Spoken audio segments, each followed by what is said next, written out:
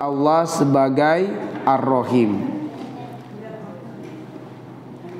Pertemuan sebelum-sebelumnya saya pernah mengangkat untuk mengenali Allah sebagai Ar-Rahman, dan sekarang kita akan mengenali Allah sebagai Ar-Rahim.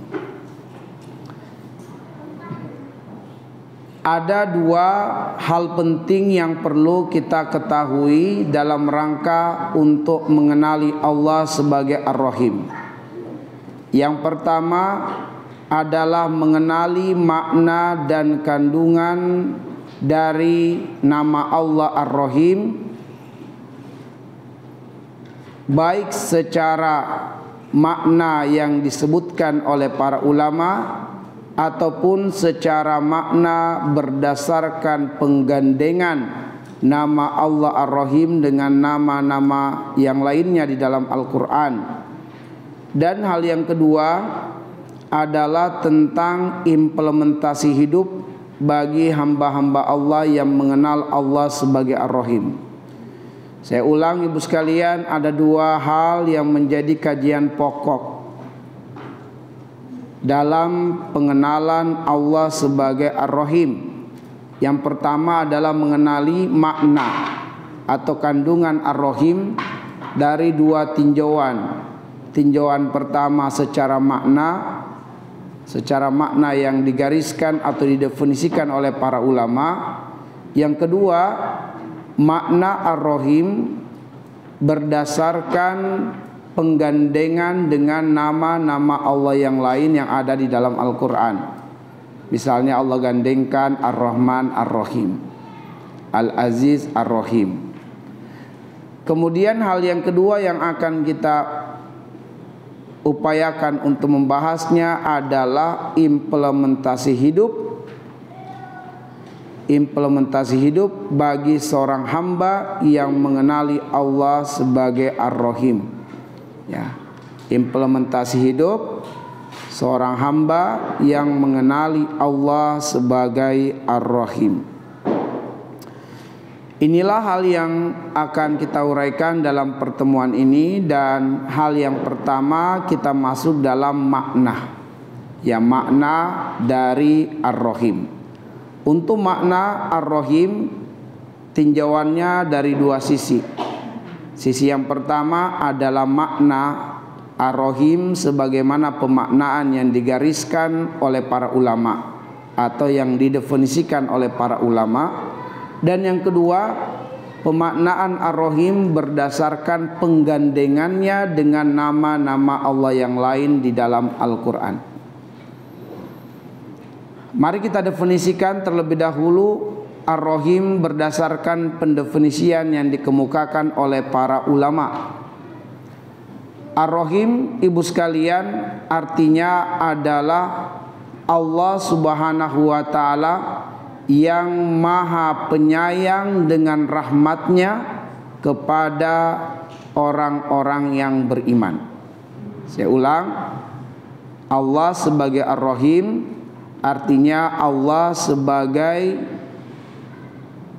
sebagai penyayang dengan rahmatnya kepada orang-orang yang beriman.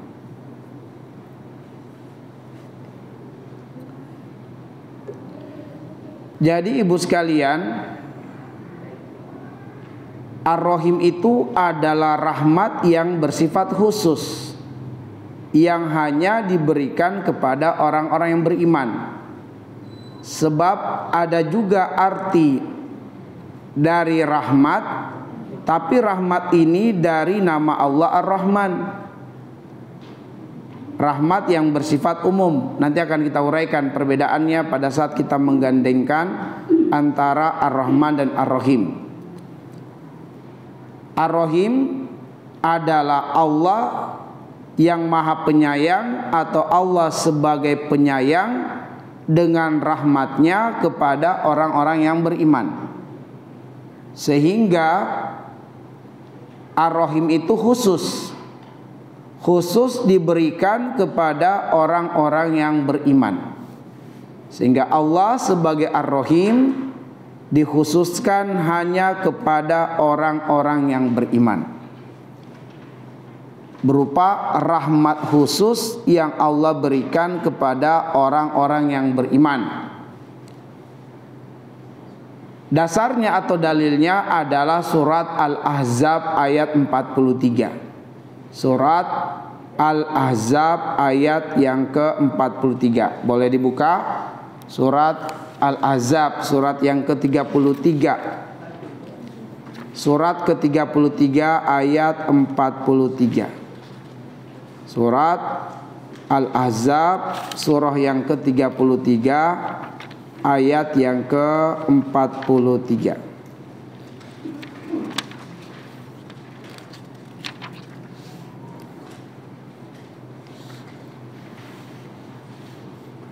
Perhatikan ayatnya. Allah Subhanahu wa taala berfirman, "Huwallazi yusolli 'alaikum wa malaikatuhu liyukhrijakum minaz zulumati ilan nur wa kana bil mu'minina rahima."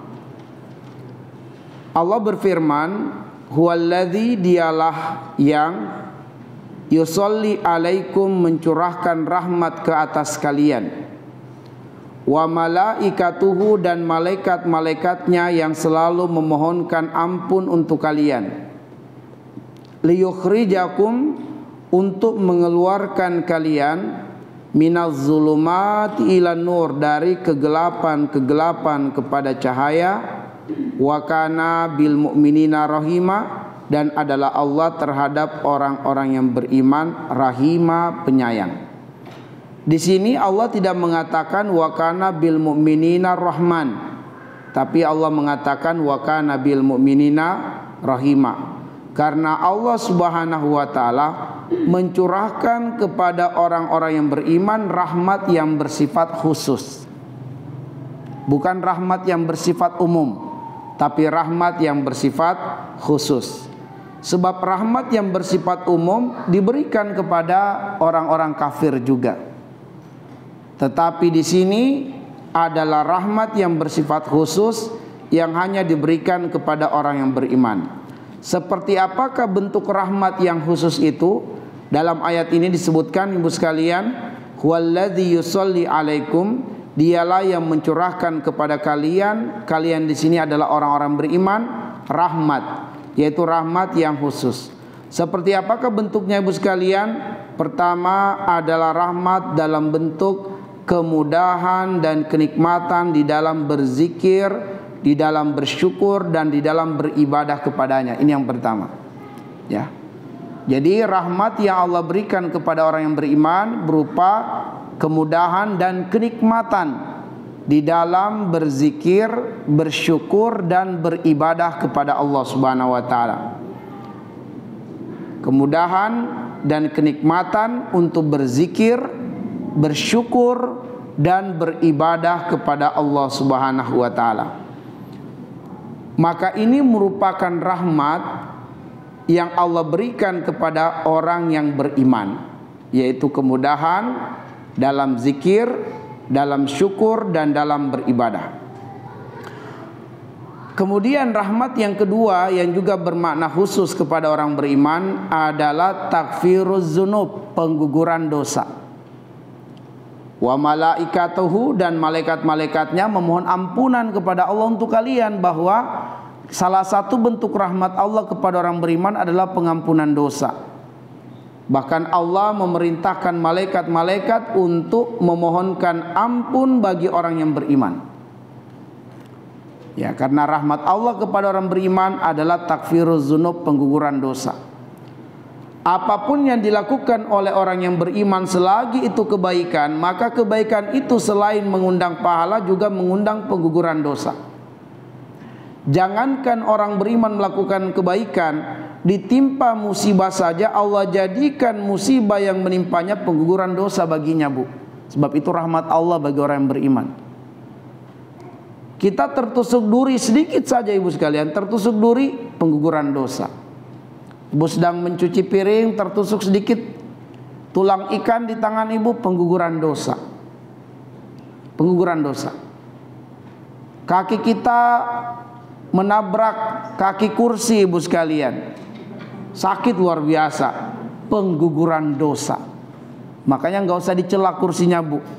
Sebab kata Nabi, dua hal yang membuat setan berbahagia dan bergembira jika melihat orang beriman. Apa itu? Pertama, jika melihat orang beriman menguap, ibu sekalian, lalu tidak menutup mulut, maka setannya berbahagia, gembira.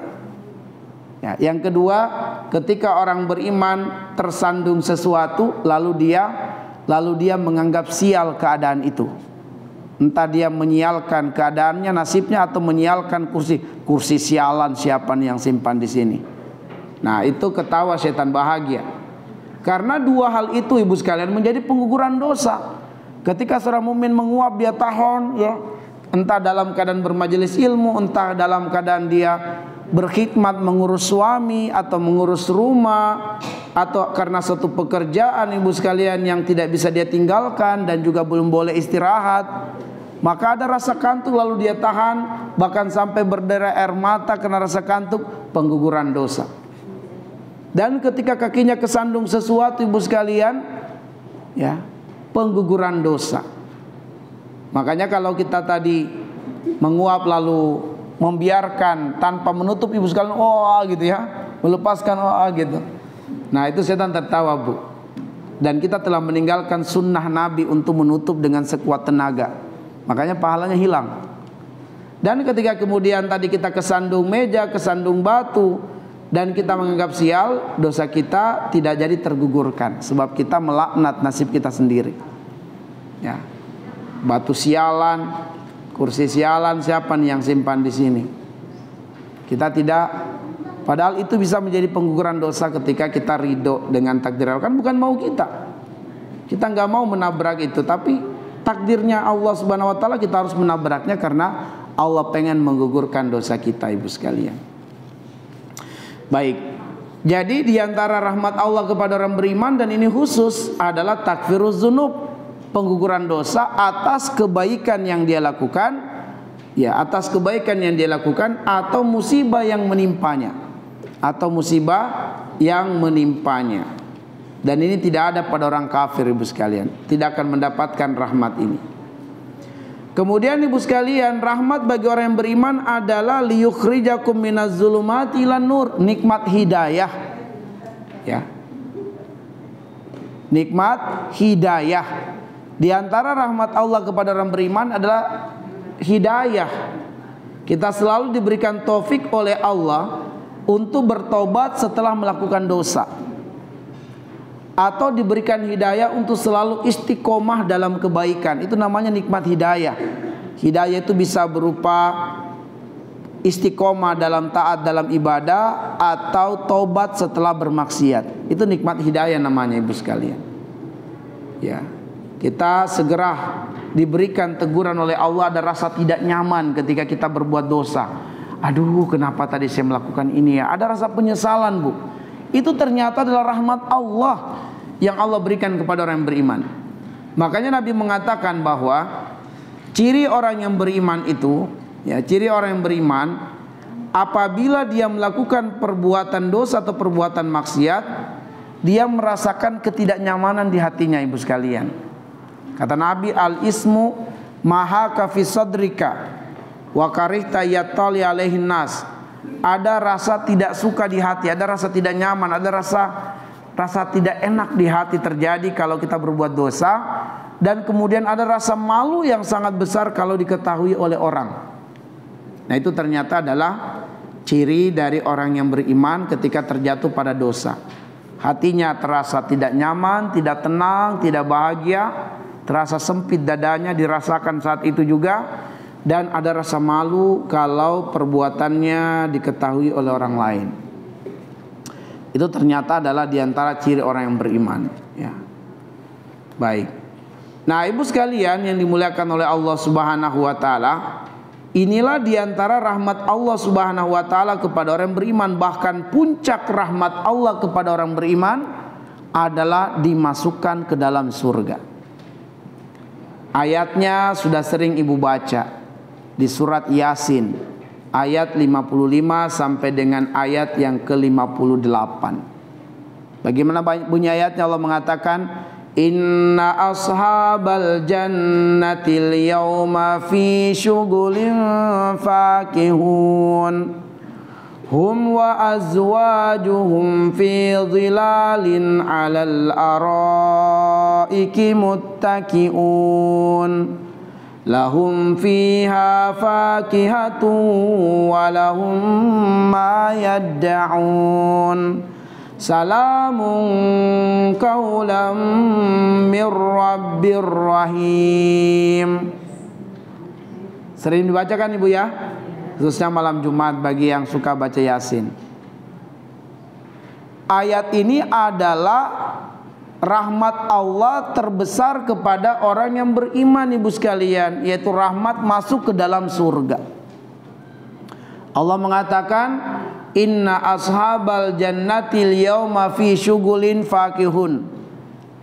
Sungguh orang-orang yang masuk ke dalam surga pada hari tersebut mereka akan disibukkan dengan urusan-urusan mereka sendiri. Jadi orang kalau sudah masuk surga sibuk dengan urusannya masing-masing.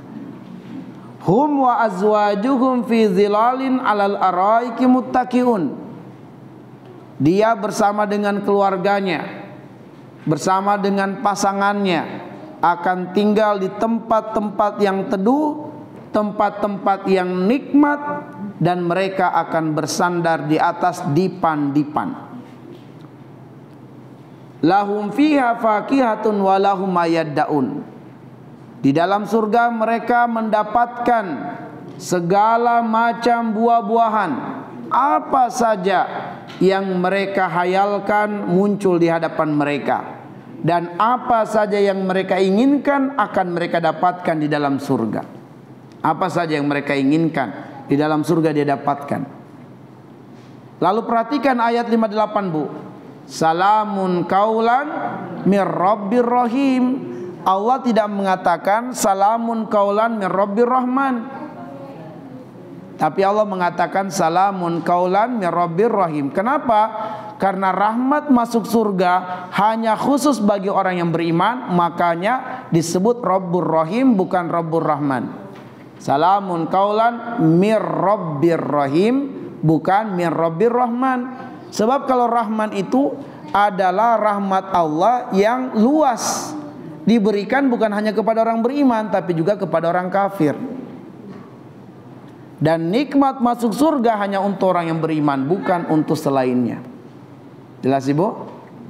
Nah, baik Ibu sekalian yang dimuliakan oleh Allah, inilah arti dari Ar-Rahim yang dijelaskan oleh para ulama. Selanjutnya kita akan kenali Allah sebagai Ar-Rahim dari penggandengan nama Allah Ar-Rahim dengan nama-nama yang lainnya di dalam Al-Quran.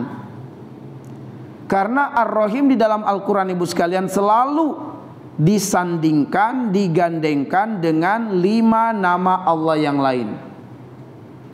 Nama Allah Ar-Rahim selalu Allah gandengkan dengan 5 namanya yang lain di dalam Al-Quran.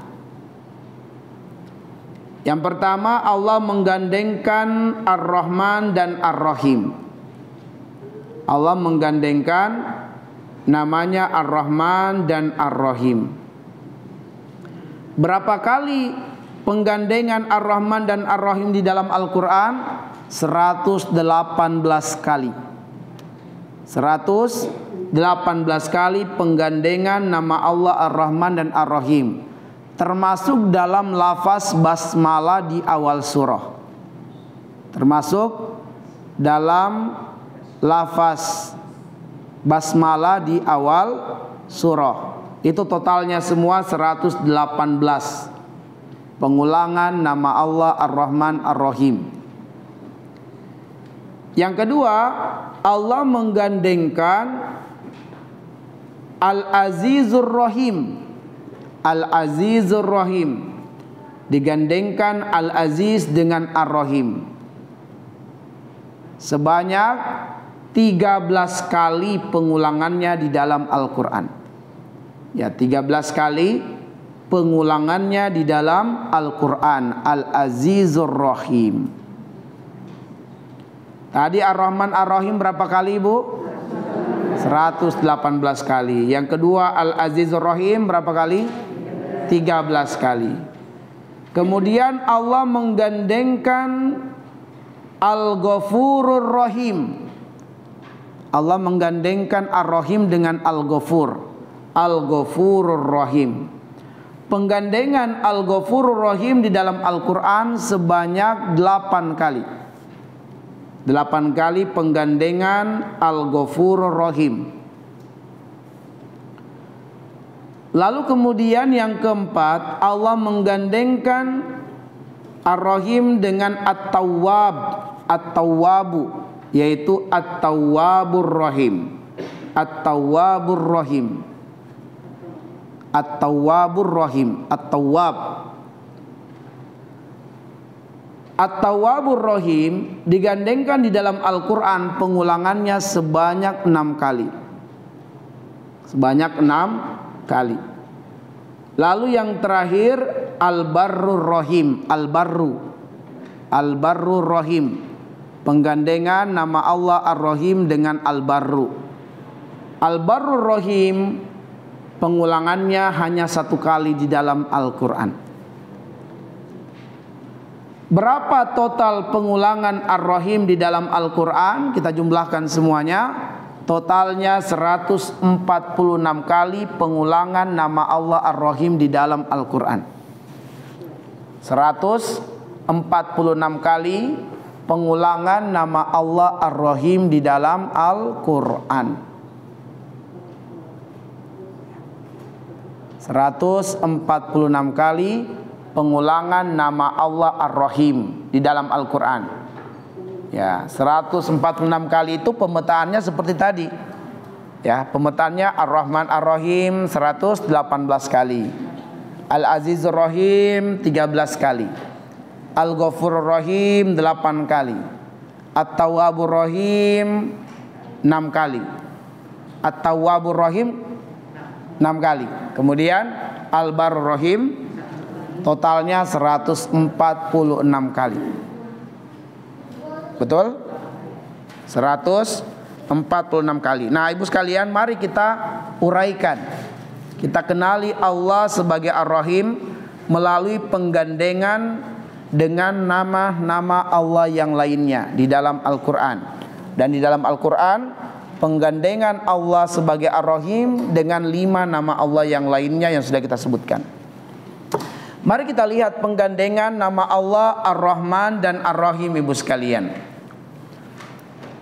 Kalau kita merujuk kepada bahasa Indonesia, Ar-Rahman Ar-Rahim diartikan Allah Maha Pengasih dan Allah Maha Penyayang. Penggandengannya seperti itu.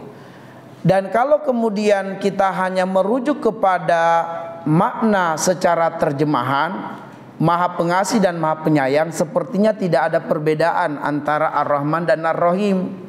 Kalau rujukan kita adalah terjemahan atau makna secara bahasa Indonesia. Karena pengasih itu berarti penyayang, ibu sekalian, dan penyayang itu adalah pengasih.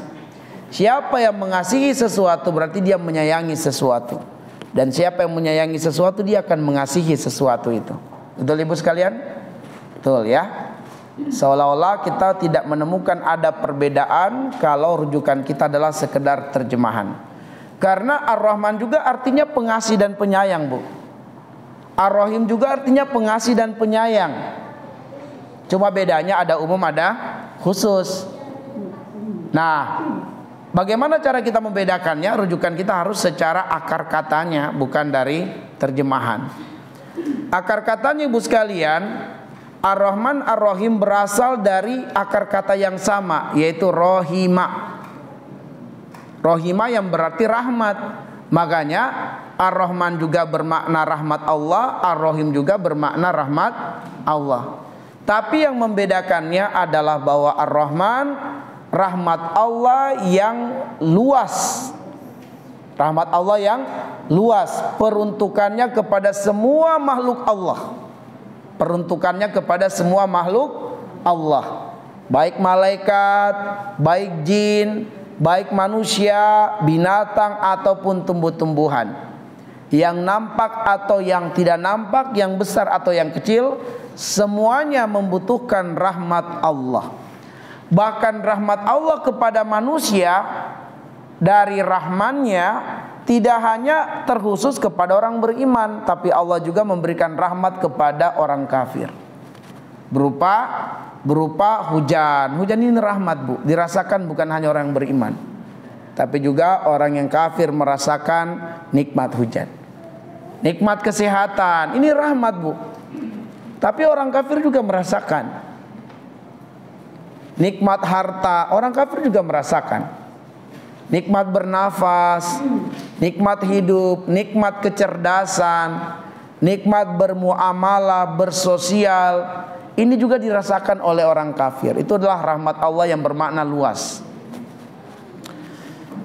Ya, tetapi rahmat Allah yang bersifat khusus hanya untuk orang yang beriman, itulah Ar-Rahim. Dan sudah kita sebutkan tadi apa yang dimaksud dengan rahmat Allah yang khusus. Terlepas dari ini semua, ibu sekalian, kalau kita perhatikan tadi, pengulangan nama Allah Ar-Rahman Ar-Rahim adalah yang terbanyak di dalam Al-Quran dibandingkan dengan penggandengannya dengan nama-nama yang lainnya.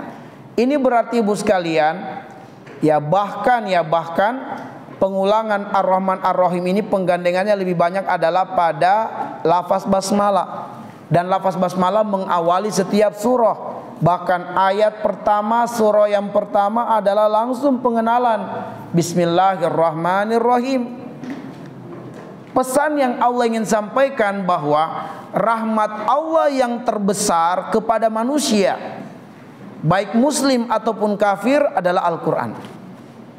Ya, rahmat Allah yang terbesar kepada manusia, baik muslim ataupun kafir, adalah Al-Quran, ibu sekalian. Cuma di antara manusia ada yang mau mengambil dan menerima rahmat ini sehingga mendapatkan keutamaan khusus, yaitu orang yang beriman.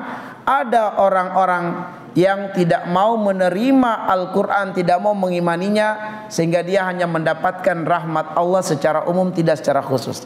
Tapi keseluruhannya adalah bahwa rahmat Allah kepada manusia ini adalah Al-Quran, rahmat Allah terbesar. Karena itulah Allah mengawali surat Ar-Rahman dengan ayat pertama pengenalan akan zatnya sebagai Ar-Rahman. Lalu bentuk kasih sayangnya Allah kepada manusia di ayat yang kedua adalah Al-Quran. Ar-Rahman Allamal Quran. Maka orang kafir, Bu, bisa baca Quran, bisa baca terjemahan Quran. Walaupun dia belum beriman, dia bisa mengambil banyak pelajaran dari Al-Quran. Banyak orang kafir menemukan penemuan-penemuan spektakuler karena mereka mengkaji terjemahan Al-Quran, meskipun mereka tidak beriman dengan Al-Quran. Ya. Mereka mendapatkan manfaat, tapi manfaat sebatas dunia. Mereka mendapatkan rahmat dari Al-Quran, tapi rahmat yang bermakna umum. Kalau kemudian Al-Quran merupakan sebesar-besar rahmat Allah kepada manusia, maka ketika kita kerucutkan, ibu sekalian, sebesar-besar kasih sayang Allah kepada orang yang beriman adalah diturunkannya Al-Quran. Sebesar-besar kasih sayang Allah kepada orang yang beriman adalah diturunkannya Al-Quran. Apa dasarnya, apa dalilnya? Dasar dalilnya pertama surat Al-Isra ayat 82. Surah Al-Isra ayat yang ke-82. Surat 17 ayat 82. Surat 17 ayat 82 Allah mengatakan, "Wa nunazzilu minal Qur'an ma huwa shifaa'un wa rahmatul lil mu'minin wa la yaziduz zalimina illa khasara." Al-Isra ayat 82.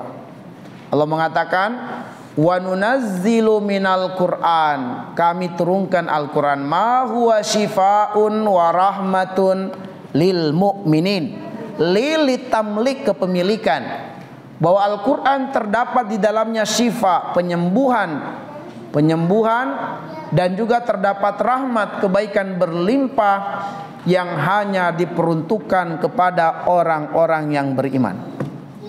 Ya. Wala yaziduz zalimina illa khasara. Maka orang-orang kafir tidaklah bertambah bagi mereka kecuali kerugian jika mereka tidak beriman dengan Al-Quran. Ini dasar yang pertama, Ibu sekalian, bahwa kasih sayang Allah terbesar kepada orang beriman adalah Al-Quran. Karena kasih sayang Allah terbesar kepada manusia secara umum adalah Al-Quran. Maka kita spesifikkan kalau begitu, kasih sayang Allah terbesar kepada orang yang beriman adalah Al-Quran. Dasar lainnya surah Yunus ayat 57. Surat Yunus ayat yang ke-57. Allah Subhanahu wa taala mengatakan, ya ayyuhan nas qad ja'atkum mau'izatun mir rabbikum wa shifaa'un lima fis sudur wa hudaw wa rahmatan lil mu'minin. Nah, wahai manusia, telah datang kepadamu mau'izatun, pelajaran dari Tuhanmu. Makanya tadi kita katakan orang kafir bisa mendapatkan pelajaran dari Al-Quran, Bu. Karena Al-Quran ini adalah rahmat bagi manusia. Qad ja'atkum mau'izatun min rabbikum, telah datang kepada kalian wahai manusia mau'izah, pelajaran dari Allah, yaitu Al-Quran. Wa shifaa'un lima fis sudur. Al-Quran ini adalah penyembuhan untuk semua penyakit hati, untuk semua penyakit kegalauan, penyakit kesedihan. Sebab siapa yang galau, yang sedih, dekat-dekat dengan jin, Ibu sekalian. Yang galau, yang sedih itu akan didatangi oleh setan untuk ditunggangi, dimanfaatkan. Makanya orang yang depresi itu, Ibu sekalian, itu adalah orang yang ada masalah batinnya, maka setan menambah, menempeli, semakin memperparah. Makanya orang depresi pasti didekati oleh setan, supaya dia semakin, misalnya jadi mengurung diri di kamar, nggak mau ketemu manusia. Kalau sudah seperti itu levelnya, nah itu berarti sudah didampingi setan, Bu.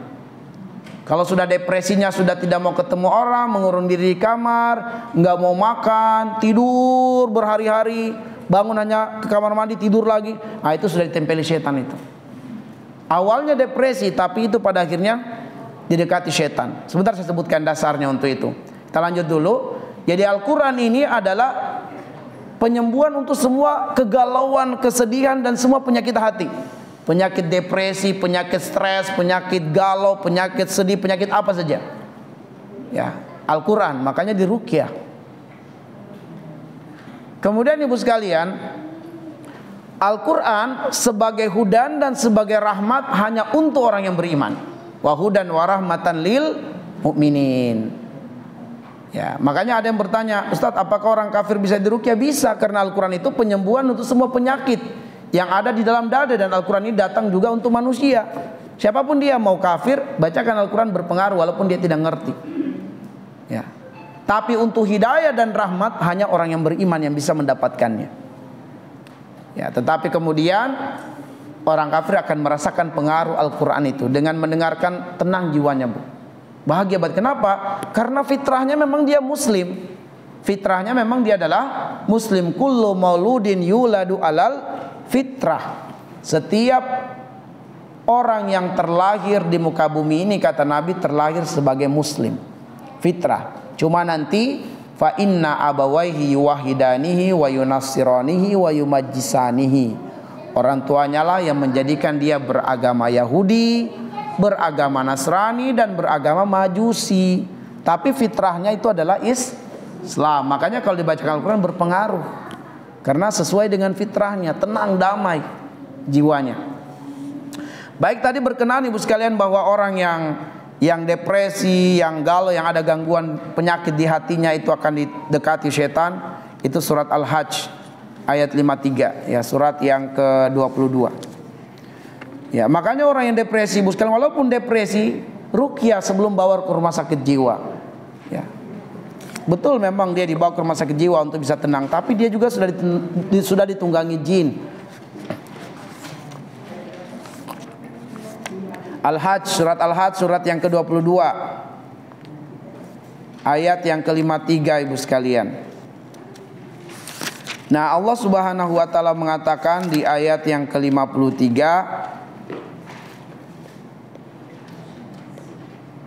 wa ma arsalna min qablika min rasulin wal nabiyyin illa idza tamanna alqa syaitanu fi umniyati fa yansakhullahu ma yulqis syaitanu summa yuqimullahu ayati wallahu alim. Ayat 53 ya. Saya baca tadi ayat 52. Ayat 53. Liyaj'ala ma yulqis syaitanu fitnatan lil ladzina fi qulubihim maradun wal qasiyatu qulubuhum wa innaz zalimina lafi shiqaqin ba'id.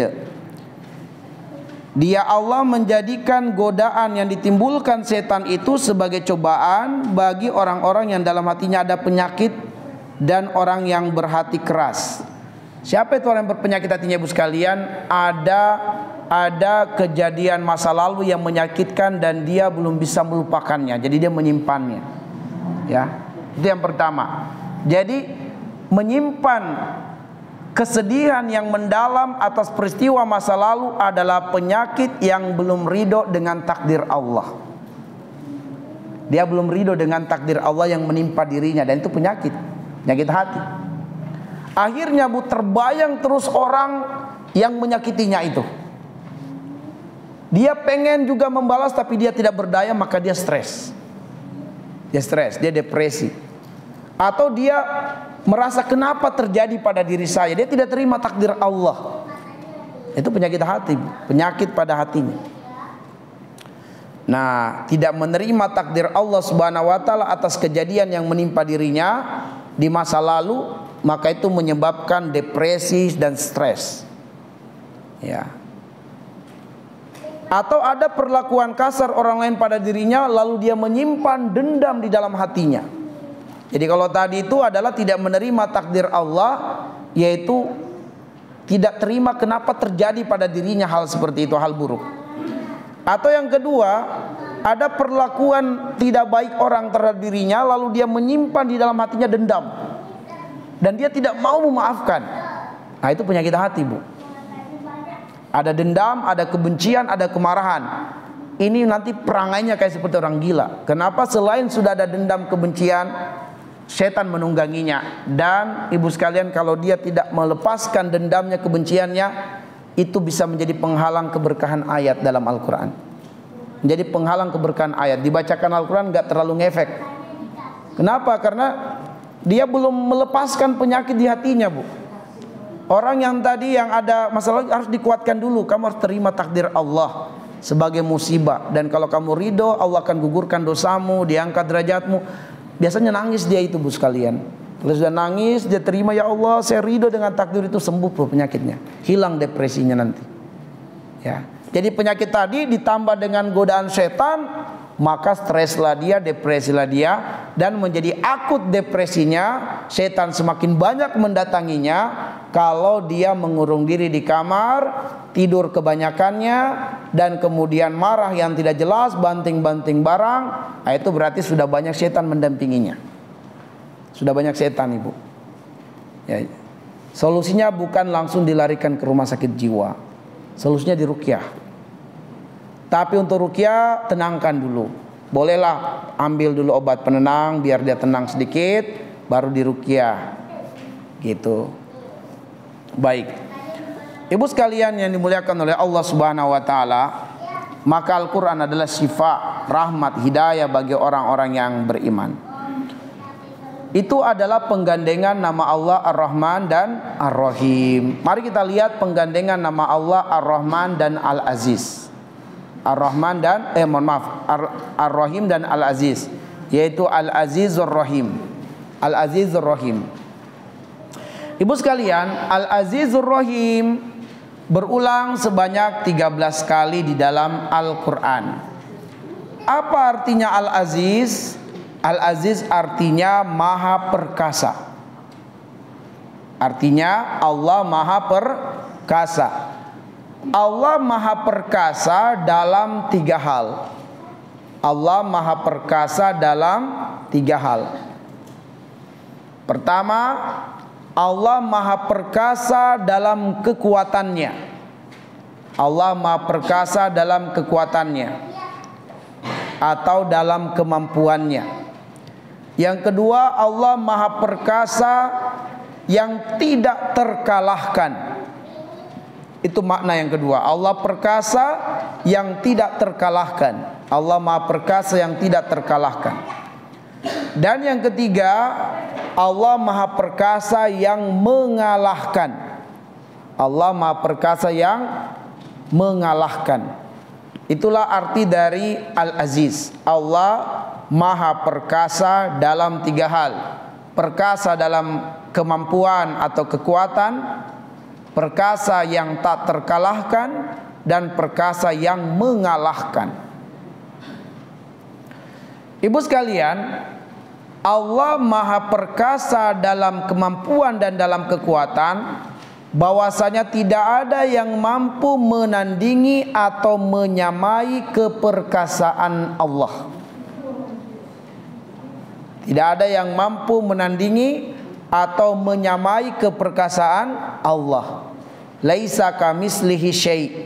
Tidak ada yang semisal dengan Allah dalam hal kekuatan dan kemampuan. Yang kedua, Allah Maha Perkasa yang tak terkalahkan. Meskipun semua jin dan manusia berkumpul, jin dan manusia berkumpul untuk melakukan aksi demo besar-besaran, tidak mau menyembah Allah, maka Allah tidak akan turun dari singgasananya. Karena keperkasaan Allah itu tak terkalahkan.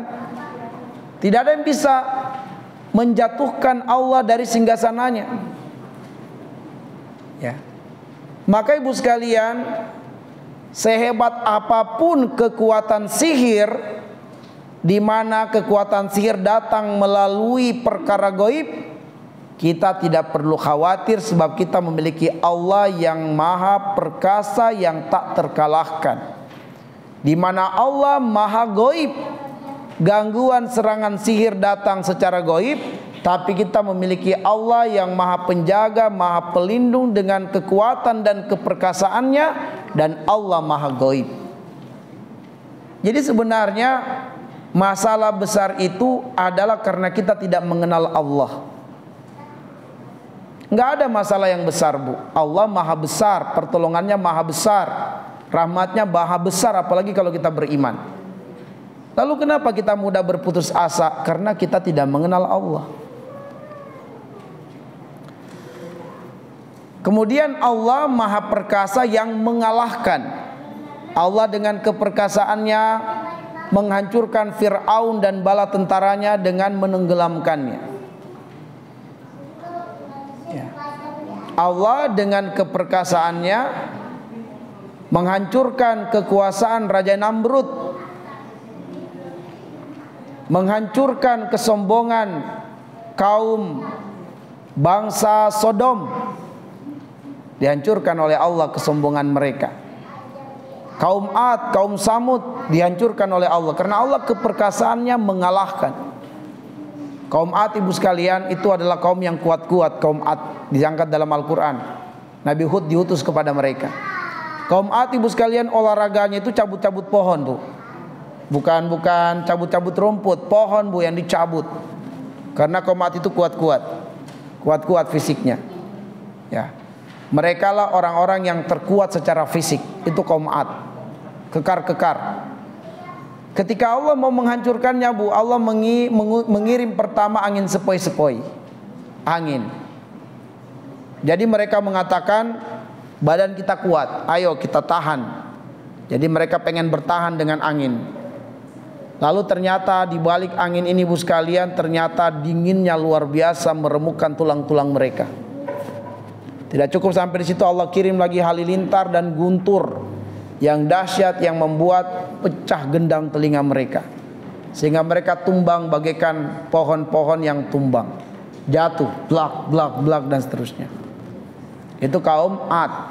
kuat-kuat. Tapi Allah keperkasaannya tak terkalahkan, Bu. Dikirim aja tentaranya angin, ya bertiup menimpa tubuh terasa enak menurut mereka, ternyata dibaliknya angin yang sangat dingin sekali menusuk tulang-tulang mereka. Baik. Nah, ibu sekalian yang dimuliakan oleh Allah Subhanahu wa taala, Allah meskipun Maha Perkasa Al-Aziz, tapi Allah Ar-Rahim. Makanya Al-Azizur Rahim menunjukkan keperkasaan Allah itu tidak akan pernah bertentangan dengan sifat rahimnya kepada orang-orang yang beriman. Bahwa keperkasaan Allah itu hanya diberikan kepada orang-orang yang beriman, ibu sekalian. Ya, apa yang membuat kita harus takut? Allah Maha Perkasa dan keperkasaan Allah diperuntukkan kepada orang yang beriman. Al-Azizur Rahim. Allah bilang, wa kana haqqan alaina nasrul mu'minin. Kewajiban kami, kata Allah, untuk memenangkan, menolong orang-orang yang beriman. Kewajiban Allah, Bu, untuk memenangkan kita. Dan Allah Maha Perkasa, tak terkalahkan. Lalu kenapa kita jadi ragu? Kenapa kita jadi takut, ibu sekalian? Allah menjaminkan bahwa Islam ini tidak akan pernah dipadamkan cahayanya. Allah jaminkan Islam selalu pasti akan unggul dan menang. Tapi untuk orang-orang yang beriman, ibu sekalian, tidak dijamin selalu menang. Allah akan menjamin kemenangan bagi orang yang beriman kalau mereka betul-betul berpegang teguh dengan Al-Quran. Orang beriman tapi dia asin, dia bermaksiat kepada Allah, Allah tidak jamin kemenangan. Jadi orang yang beriman, yang dijamin kemenangan oleh Allah Subhanahu wa taala adalah orang yang beriman yang berpegang teguh dengan Al-Qur'an. Ya, berpegang teguh dengan Al-Qur'an, maka Allah menjamin untuk menolongnya. Dan Allah Maha Perkasa, tidak ada yang bisa mengalahkan Allah kalau Allah sudah menolong orang yang beriman. Maka ibu sekalian yang dimuliakan oleh Allah Subhanahu wa taala, kita tidak perlu khawatir dengan berbagai ancaman-ancaman dan teror-teror manusia, sebab kita memiliki Allah Ar-Rahim. Kita cukup membaguskan husnuzon kita kepada Allah, kita cukup membaguskan iman kita kepada Allah, lalu kita kenali Allah dengan pengenalan yang baik, maka Allah akan dekatkan kepada kita apa yang kita persangkakan tentang Allah. Karena Allah mengatakan dalam hadits qudsi, ana inda zonni abdi bi. Aku tergantung persangkaan hambaku kepadaku. Kalau dia bersangka kepadaku bahwa aku menolongnya, maka aku tidak akan mengecewakannya. Tapi seringkali kita ragu, ibu sekalian, ragu kepada Allah. Musuh sudah di depan mata, waduh saya pasti ketangkap nih, saya pasti. Ya Allah jadikan, sebab kita sudah tidak mengandalkan Allah. Bahkan meskipun musuh satu langkah dengan kita, kalau kita husnuzon kepada Allah bahwa kita tidak akan dimudaratkan oleh musuh, maka Allah punya banyak tentara yang membuat musuh ini tidak bisa melihat kita. Atau senjata tajam, senjata ampuh yang digunakan musuh tidak akan mempan di tubuh kita. Maka kita tidak butuh ilmu kebal dari kalangan jin. Kita hanya butuh husnuzon dengan Allah, membangun keyakinan kepada Allah. Ya Allah, ini adalah makhluk, tidak bisa memberi manfaat dan mudarat kepada saya kecuali izinmu, dan saya mohon penjagaan dan perlindunganmu, dan engkau tidak akan mengecewakan hambamu. Begitu kita bangun prasangka baik kepada Allah, Allah tidak akan mengecewakan hamba yang bergantung padanya. Ya. Ada yang mengancam kita, saya sihir kamu, tunggu saja, kamu tidak akan panjang umurmu sampai tahun depan. Kakak saya pernah diancam seperti itu, ibu sekalian. Ya, ada orang yang sangat hasad ya kepada kakak saya waktu itu hari, lalu kemudian diancam, disampaikan bahwa umurmu tidak akan sampai tahun depan. Dan memang saat itu langsung terkena gangguan, ibu sekalian, terkena kanker. Kanker itu salah satu dari tikaman setan, ibu.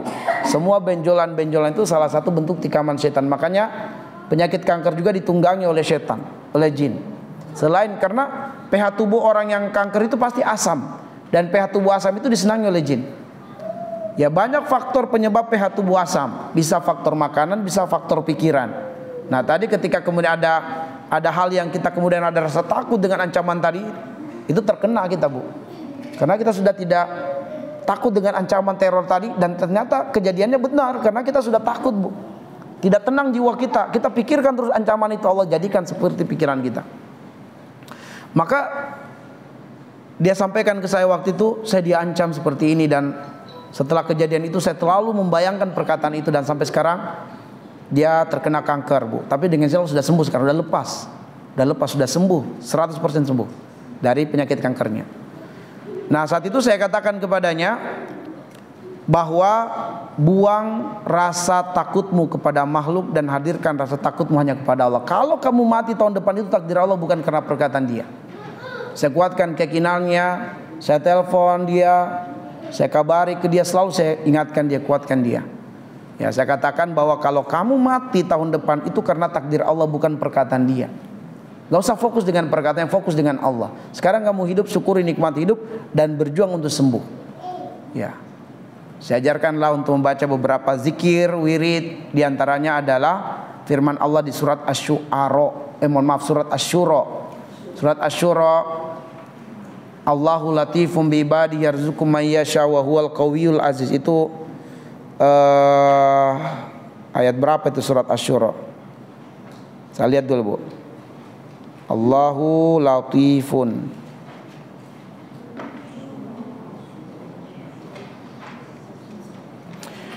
Asy-Syura ayat 19. Asy-Syura itu surat yang ke-42. Nah, baca ibu sekalian ini. Jadikan dia wirid yang tidak perlu ditentukan jumlahnya. Jadikan dia wirid mutlak. Wirid mutlak itu enggak dibatasi dengan waktu, enggak dibatasi dengan jumlah. Sebanyak-banyaknya aja. Tapi ya, satu ayat aja. Surat 42 ayat 19. Surat 42 ayat 19. Dan baca terjemahannya dan renungi maknanya, Bu sekalian. Allahu latifun bi ibadi. Allah itu sangat lembut dengan hamba-hambanya, Bu. Yarzuqu may yasha, dia berikan rezeki kepada siapa yang dia kehendaki. Wa huwal qawiyul aziz, dia maha kuat, maha perkasa. Ya, keperkasaan dan kekuatannya diberikan kepada orang yang beriman, Ibu sekalian. Maka saya katakan baca wirid ini terus ulang-ulang. Kemudian yang kedua saya suruh wirid lagi istighfarnya Nabi Yunus alaihissalam di dalam surat Al-Anbiya ayat 87. Surat Al-Anbiya 87 itu adalah wiridnya Nabiullah Yunus alaihissalam ketika di dalam perut ikan, dalam kesempitan hidup, dalam kegalauan dan kesedihan yang mendalam. La ilaha illa anta subhanaka inni kuntu minadz zalimin. Ya, Nabi bilang, tidaklah seorang muslim ditimpa dengan kesulitan, musibah lalu dia baca wirid ini, melainkan Allah menyegerakan jalan keluar baginya. Ya. Kemudian yang ketiga yang saya ajarkan lagi surat Al-Kahfi ayat 10. Rabbana atina min ladunka rahmah wa hayyi' lana min amrina rasyada. Rabbana, ya Tuhan kami, atina, berikanlah kepada kami, min ladunka, dari sisi Engkau, bukan dari yang lain, langsung dari Engkau saja. Rahmah berupa kebaikan. Rahmat itu bisa bermakna kesembuhan, kekuatan, kesehatan. Itu artinya rahmat. Ya. Al-Kahfi ayat 10. Surat 18 ayat 10. Rabbana atina min ladunka, bukan dari yang lain ya Rob. Saya hanya mau dari Engkau, bukan dari jin. Saya hanya mau darimu saja. Ya Allah, berikanlah kepadaku min ladunka, dari sisi Engkau, rahmat. Rahmat itu bisa bermakna kesembuhan, kebaikan, jalan keluar, kesehatan. Itu makna rahmat. Wa hayyi' lana min amrina rasyada, dan mudahkanlah aku memilih dan menapaki jalan yang lurus, jalan yang benar, jalan yang Engkau ridhoi. Mudahkan saya menapakinya. Ya, mudahkan semua urusan-urusanku. Bimbing saya memilih jalan yang benar untuk selesainya masalah-masalahku. Nah, itu 3 aja Ibu sekalian. Ini namanya wirid mutlak. Wirid mutlak itu tidak dibatasi dengan waktu, tidak dibatasi dengan jumlah, tidak juga dibatasi dengan tempat. Sebanyak-banyaknya aja baca.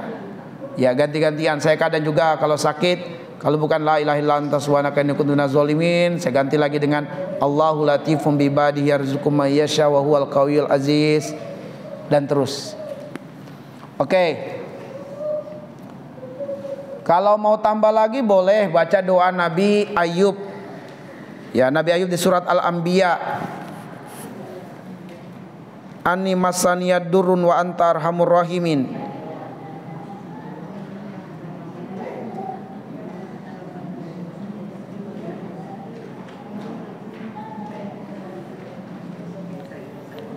Al-Anbiya ayat 83. Doanya yang itu, anni massaniyad durru wa antarhamur rahimin. Anni massaniyad durru wa antarhamur rahimin. Ayat 83.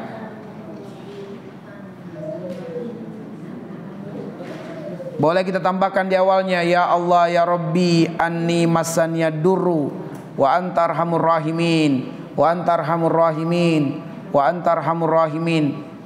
Bayangkan ibu sekalian bahwa kita ditimpa dengan musibah, ada kasih sayang Allah di situ. Makanya nggak usah kita putus asa, Bu. Tertimpa musibah nggak usah stres, nggak usah putus asa. Ada kasih sayang Allah kepada hambanya di kala kita sakit.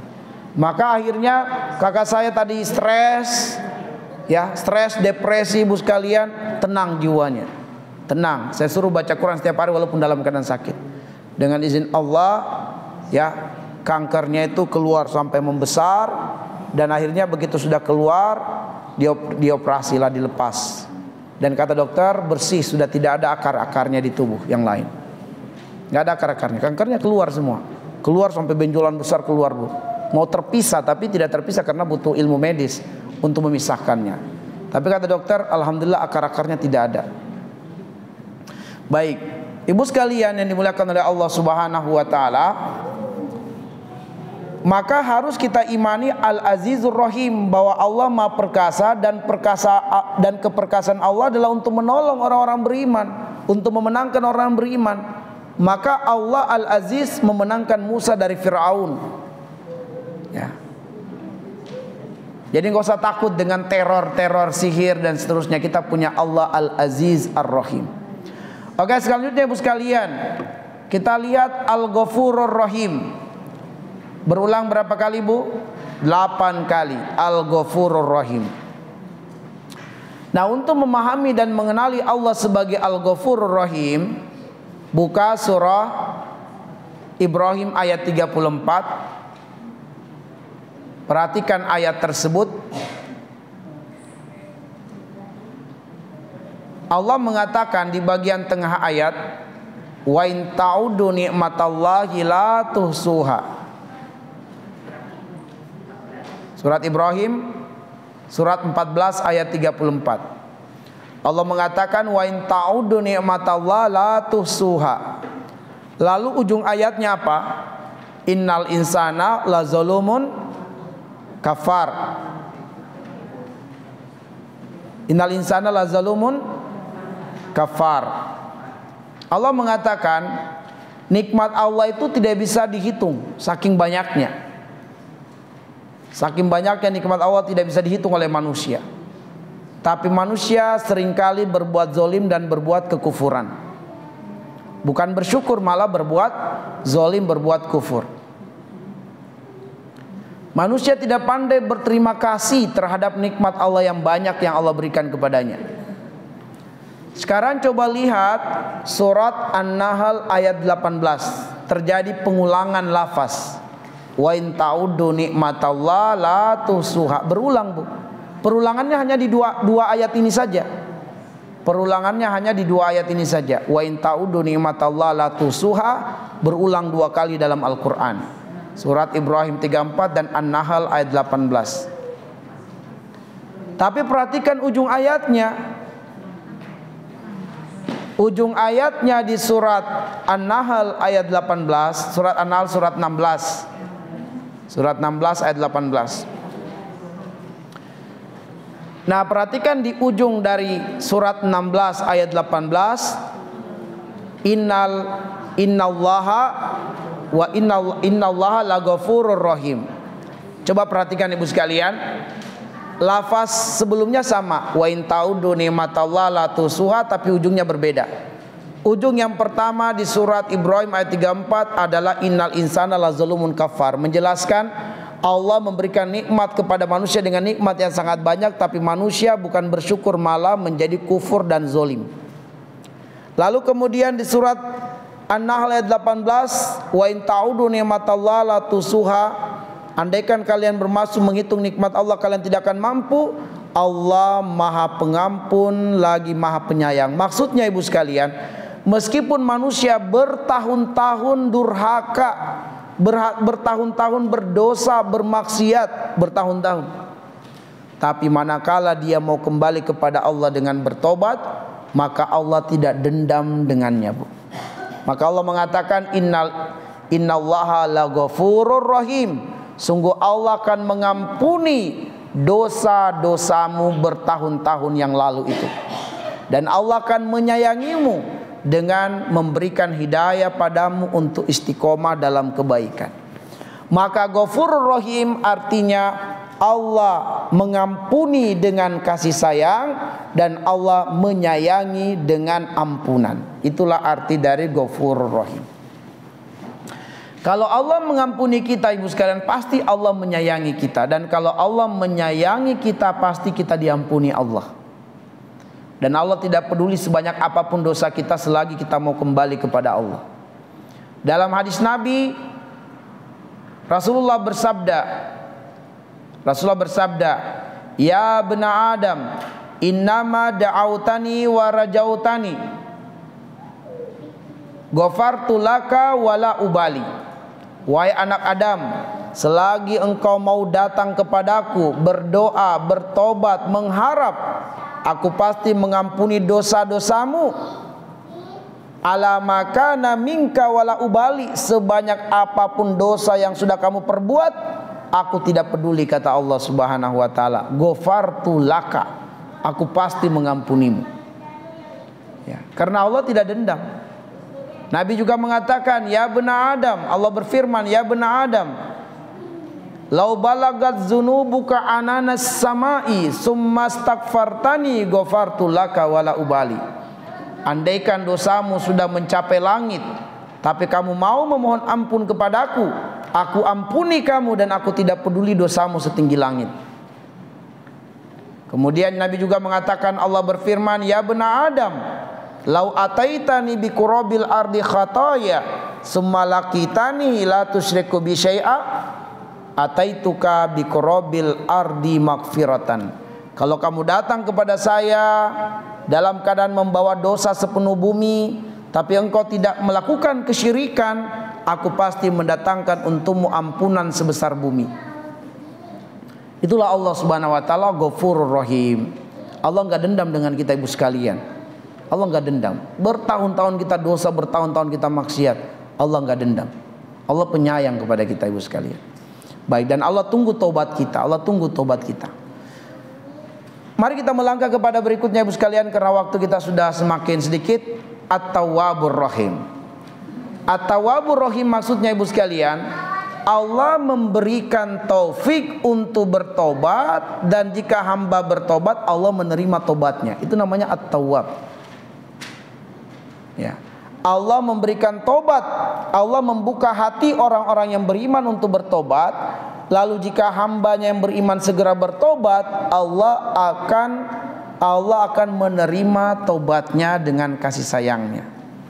Maka ketika kita berbuat dosa, langsung sesak dada kita, Bu, sakit. Nah itu artinya apa? Allah Tawwab. Allah itu memberikan kepada kita signal bahwa Allah tidak ridho dengan yang kamu perbuat, sehingga kita diberi hidayah oleh Allah untuk mau bertobat. Jika kita segera bertobat, Allah terima tobat kita. Ya. Sehingga kata Nabi SAW, seorang hamba yang berbuat dosa, lalu kemudian dia segera bertobat kepada Allah, Allah ampuni dosanya. Ternyata di waktu yang lain dia kembali berbuat dosa, lalu dia ingat Allah akan mengampuni dosanya dan dia bertobat kepada Allah, Allah ampuni lagi dosanya. Besoknya dia kembali berbuat dosa yang sama, lalu dia bertobat lagi, Allah ampuni lagi dosanya. Dan Nabi mengatakan, meskipun hambanya sudah bosan untuk bertobat, Allah tidak pernah bosan untuk menerima tobat hambanya. Hamba mungkin sudah bertobat, sudah bosan bertobat, tapi Allah tidak akan pernah bosan untuk menerima tobat hambanya. Itu disebutkan oleh Nabi SAW. Maka Allah At-Tawwabur Rahim, memberikan hidayah kepada kita untuk bertobat dan menerima tobat kita kalau kita bertobat. Ibu bayangkan bagaimana seorang yang disebutkan oleh Nabi, diceritakan oleh Nabi tentang salah seorang pemuda Bani Israel yang telah membunuh 100 jiwa. Membunuh 100 jiwa, ibu. tapi ada rasa tidak nyaman di hatinya, rasa gelisah, rasa tidak tenang, Ibu. Dia pengen berubah, dia pengen tinggalkan kebiasaannya membunuh orang, Bu. Maka dia mencari untuk siapa yang bisa membimbing dia agar bisa meninggalkan perbuatan membunuh. Bertemulah dia dengan orang alim. Bertemu dengan orang alim berkata kepadanya, kamu tidak akan bisa bertobat kalau kamu tidak meninggalkan kampung halamanmu. Kamu harus tinggalkan kampung halamanmu. Pergilah ke kampung A, di sana banyak orang soleh. Insya Allah kamu akan berubah setelah berbaur dengan orang soleh. Maka dia tunjukkan kesungguhannya, bukan karena dia pengen betul-betul berubah. Dia ikuti nasihat orang alim tadi. Maka dia segera tinggalkan kampung halamannya, menuju kampung di mana dia bisa mendapatkan jalan taubat. Sebab dia belum tahu cara bertobat. Dalam perjalanannya, Ibu sekalian, belum jauh negeri yang dia tinggalkan, belum jauh kampung halaman yang dia tinggalkan, datang kematian padanya. Dia meninggal dunia.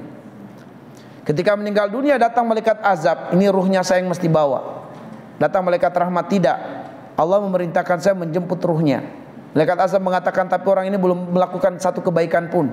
Dia sudah membunuh 100 jiwa, belum ada kebaikannya. Saya harus mengambilnya. Kata malaikat rahmat, tidak. Allah subhanahu wa ta'ala telah memberikan hidayah padanya untuk bertobat. Dia belum bertobat, tapi sudah ada hidayah dalam hatinya untuk bertobat, dan dia tunjukkan kesungguhannya untuk bertobat. Dan Allah sangat besar rahmatnya kepada hamba-hambanya. Bertengkar dua malaikat, Ibu sekalian, siapa yang akan membawa ruhnya. Maka Allah terus malaikat ketiga mengatakan, Allah perintahkan untuk mengukur jarak kampung yang dia tinggalkan dengan jarak kampung yang dituju dari posisi kematiannya. Kalau jarak kampung yang ditinggalkannya lebih dekat, dibawa oleh malaikat azab. Kalau jarak kampung yang ditujunya dari posisi kematiannya lebih dekat, dibawa oleh malaikat rahmat. Begitu diukur, Allah menjauhkan kampung yang ditinggalkannya dan Allah dekatkan kampung yang ditujunya, Ibu sekalian. Sehingga dia dibawa oleh malaikat rahmat masuk ke dalam surga Allah. Maha baiknya Allah, Ibu sekalian. Kenapa? Baru niat ingin bertobat. Ya, niat ingin bertobat, Allah SWT lihat hatinya, Bu. Allah lihat hatinya. Nah, inilah yang disebutkan dengan Allah At-Tawwab, bahwa Allah itu memberikan hidayah kepada seseorang untuk mau memilih jalan tobat. Dan jika dia benar-benar memilih jalan tobat itu, dia tunjukkan kesungguhannya, maka Allah akan menerima tobatnya. Bahkan meskipun belum sempat dia melakukan kebaikan, tapi dia sudah memilih jalan tobatnya, Allah ampuni dosanya semuanya. Maha baiknya Allah, Ibu sekalian. Baik, yang terakhir, Al-Barrur Rahim. Al-Barru Ar-Rahim. Al-Barrur Rahim, Ibu sekalian, artinya Allah itu maha baik kepada hamba-hambanya yang beriman. Bagaimana maha baiknya Allah kepada orang yang beriman? Tidaklah satu kebaikan yang dilakukan oleh orang beriman itu dibalas oleh Allah dengan satu kebaikan, tidak. Tetapi setiap satu kebaikan yang dilakukan oleh yang beriman, dibalas Allah dengan 10 kali lipat. Dasarnya bisa kita lihat di dalam surat Al-An'am ayat 100 berapa itu ya. Allah mengatakan, man jaa bil hasanah falahu asru amsalihha. Man jaa bil hasanah. Al-An'am ayat 160. Al-An'am ayat 160. Man jaa bil hasanah falahu asru amsalihha. Siapa yang melakukan satu kebaikan, Allah lipat gandakan 10 kali lipat kebaikan. Wa man jaa bis sayyi'ah fala yujza illa mislaha. Tapi kalau dia melakukan keburukan, hanya dibalas satu keburukan. Itu namanya Allah Al-Barrur Rahim. Kita lakukan kebaikan, Ibu, Allah lipat gandakan 10 kali lipat. Bahkan Allah bisa melipat gandakan lagi sampai hitungan tak terhingga, tergantung tingkat keikhlasan kita dan tingkat pengorbanan kita melakukan kebaikan. Makanya, Ibu sekalian, al-ajru ala qadri masyaqqih. Semakin sulit kita melakukan kebaikan tapi tetap kita lakukan, semakin berat pahalanya. Makin berat. Ya, mau datang ke pengajian tapi bersamaan dengan jadwal mencuci pakaiannya, Ibu sekalian. Ya. Tapi ditangguhkan, Ibu sekalian, demi bisa, ada rasa berat tapi dipaksa, Ibu sekalian, maka derajatnya lebih tinggi, pahalanya lebih besar. Dalam surat Al-Baqarah ayat 263, kita berinfak dengan 1 rupiah, Allah lipat gandakan menjadi 700 kali lipat. 1 rupiah Allah lipat gandakan 700 kali lipat. Bahkan Allah menegaskan, wallahu yudha'ifu liman yasha. Allah melipat gandakan sampai hitungan tak terhingga. Karena Allah Al-Barru, Satu huruf yang kita baca dari Al-Quran, Bu, satu huruf dikasih pahala, dikasih kebaikan oleh Allah 10 kali lipat kebaikan. Satu huruf saja. Bagaimana kita baca 2 huruf, 3 huruf, 4 huruf, satu ayat saja bisa berapa puluh huruf dikali dengan 10 kebaikan. Maha baiknya Allah Subhanahu wa taala kepada kita. Rasakan tuh kita bermajelis ilmu, kita tahan, Bu, diberikan pahala lagi oleh Allah, dapat pahala lagi, dosanya digugurkan lagi. Luar biasa. Al-Barru, Allah maha baik, Allah maha dermawan, Bu. Allah maha dermawan kepada orang-orang yang beriman. Baik Ibu sekalian, demikianlah kajian kita pada kesempatan ini. Kita belum bisa membahas bagian yang kedua, yaitu tentang bagaimana implementasi hidup dari hamba yang mengenal Allah Ar-Rahim. Karena waktu kita sebentar lagi asar, Bu, waktu asar cepat sekarang ini. Karenanya kita cukupkan, dan mungkin sepertinya belum ada sesi tanya jawab, Bu, ya. Ya, nggak usah. Mari kita langsung sempurnakan majelis kita dengan doa, Ibu sekalian. Mari kita tengadahkan tangan kita berdoa kepada Allah Subhanahu wa taala. Saya pimpin doa dengan bahasa Arab. Amin ya Allah ya Rahman ya Rahim ya Malik ya Kudus ya Salam ya Mu'min ya Muhaimin ya Aziz ya Jabbar ya Mutakabbir ya Ghaffar ya Razzaq. Alhamdulillahi Rabbil Alamin, hamdan syakirin hamdan na'imin, hamdan yuafi ni'mahu wa yukafi mazidah. Ya Rabbana walakal hamdu kama yanbaghi li jalali wajhika wal karimi wa azimi sultanik. Allahumma salli ala Muhammadin wa ala alihi wa ashabihi ajmain, amma ba'du. Allahumma arhamna bil Qur'an waj'alhu lana imaman wa nuran wa hudan wa rahmah. Allahumma dzakkirna minhuma nasina wa 'allimna minhuma jahilna warzuqna tilawatahu ana al-laili wa atrafan nahar waj'alhu lana hujjatan ya rabbal alamin. Allahumma aslih lana dinana alladhi huwa ismatu amrina waslih lana dunyana allati fiha ma'ashuna waslih lana akhiratana allati fiha ma'aduna waj'alil hayata ziyadatan lana fi kulli khair waj'alil mauta rahatan lana min kulli syarr. Allahumma ja'al khaira a'marina akhiraha wa khaira a'malina khawatimaha wa khaira ayyamina yawma nalqaka fi. Allahumma inna nas'aluka isyatan haniyah wa mitatan sawiyah wa maradan ghayra muhsin wala fadih. Allahumma inna nas'aluka tuqa wal huda wal afaf wal ghina wal mauta fil iman wal islam. Allahumma a'inna ala dzikrika wa syukrika wa husni ibadatik.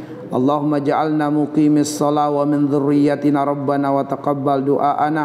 Allahumma rabbana hab lana min azwajina wa dzurriyyatina qurrata a'yun waj'alna lil muttaqina imama. Allahumma ighfir lana wa liwalidina wa li jami'il mu'minina wal mu'minat wal muslimina wal muslimat al ahya'i minhum wal amwat innaka sami'un qaribun mujibu da'awat ya qadiyal hajat. Allahumma rabbana zalamna anfusana wa in lam taghfir lana wa tarhamna lanakunanna minal khasirin. Allahumma rabbana atina fid dunya hasanah wa fil akhirati hasanah wa qina adzabannar. Wa sallallahu ala Muhammadin wa ala alihi wa sahbihi wa baraka wa sallam. Subhana rabbika rabbil izzati amma yasifun wa salamun alal mursalin walhamdulillahi rabbil alamin. Al-Fatihah.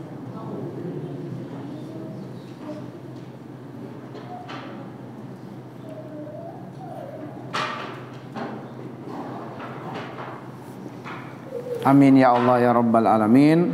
Subhanakallahumma bihamdika asyhadu an la ilaha illa anta astaghfiruka wa atubu ilaik. Assalamualaikum warahmatullahi wabarakatuh.